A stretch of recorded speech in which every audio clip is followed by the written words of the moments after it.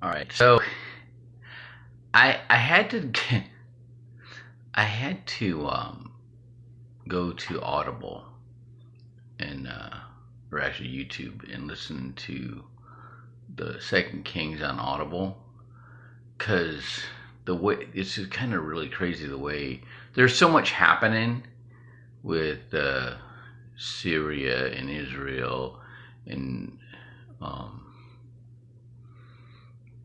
the Judah and the different kings and who they are. It gets confusing, and I keep forgetting the names. So, and it's really funny because been thinking about the different characters in the Bible being narrated or voiceover of comedians like Rodney Dangerfield and Don Rickles and Gilbert Godfrey and Andrew Dice Clay and and it's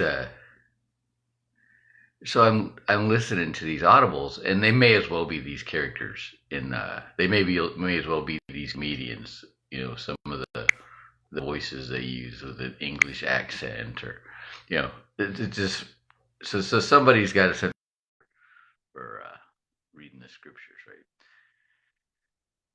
But Jahu's the one that I was really focused on. So this is Jahu.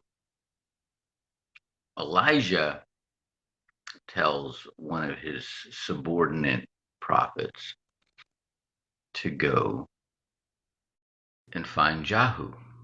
So Jahu's a commander. And he tells this guy Jahu that he's going to be, he's the God's anointed him a king. And then he leaves. And the other troops are guessing this guy, Jahu, what'd that crazy man want? And he goes, oh, he just says that's what he says, you know him. And they're like, no, tell us. And he goes, well, he said that God has determined that I'm going to be the king. And then he saw all his troops, they put their coats down. And so he kills the whole family of Ahab. All right. And everybody that's a follower of Baal. And he takes them all out, right? And Jezebel, and so then he calls on he calls for a celebration of Baal and Baal, or however, Baal is how it's spelled, and they're going to do a great sacrifice. And he goes, if you're not he really pulls them in. If you're not a true follower of Baal, you better leave. All right, so what that does, it just causes the people, the worshippers of Baal, to feel that this is a more special event. They're going to hang in there, and then he has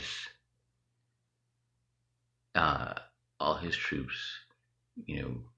go in and just take them out by the sword, just mow them down. All right. And so but then he's not a follower of God either. And what I'm seeing, oh, this is amazing. What I am seeing, and there's another guy that, because this guy, Jehu, becomes the king of Israel. Okay. And this other guy is the king of Syria is ill, and so he sends his messenger, I can't remember his name, to Elijah to determine whether this illness is going to kill him. And Elijah's like, no, your illness isn't going to kill you, but you are going to die. And then he stares down this messenger and starts crying. And the messenger's like, what's going on? He goes, it's being revealed to me all the terrible things you're going to do to the people of Israel. And And he's like, what, me? I'm just a lowly messenger. And he goes, God has revealed to me that you're going to be the next king. So he goes back, tells the king of Syria, what's, he's not going to die of his illness, goes and takes a towel, wets it, and then holds it over his face and smothers him. It kind of hurries up the process, right? And of course, he ain't a follower of God either. These people are ambitious. They have crazy ambition, and so God's using them and their ambition to do what He wants. All right, and I can see that. God's going to get His way. All right, and if you're not moving for Him, He'll find a way to get you to move. Even if it's not for Him, but for Him. Do you understand that? He's going to take you in the direction you want to go, as long as it benefits Him. All right, He's going to get what He wants. All right, you may get what you want, but it isn't going to be satisfying. You understand that? It's always better. So if you don't wait on God and you move on in your own direction, God's gonna, as long as it works for Him, He'll use you. All right, but it's not gonna be sustaining. That's what I'm trying to say. Okay.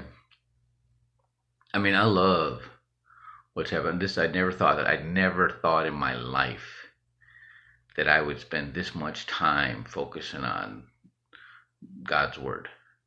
I mean, I read before I go to bed at night, and I think about it. I'm dreaming about, what is going on in the Bible. Then I get up in the morning and I meditate. And while I'm in meditation, I focus on what I've been reading in the Bible. And then I go and run and work out. And I come back and I do these videos. All right. And and then the whole thing of the characters in the Bible, being acted out by comedians like Rodney Dangerfield and Don Rickles and Gilbert Gottfried and Andrew Dice Clay. It just keeps it interesting. It keeps me thinking about it all the time.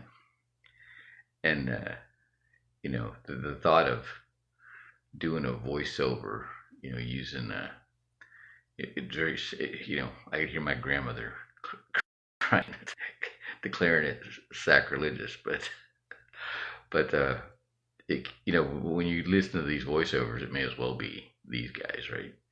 But anyway, I am off to church. Have a wonderful day. All right, bye.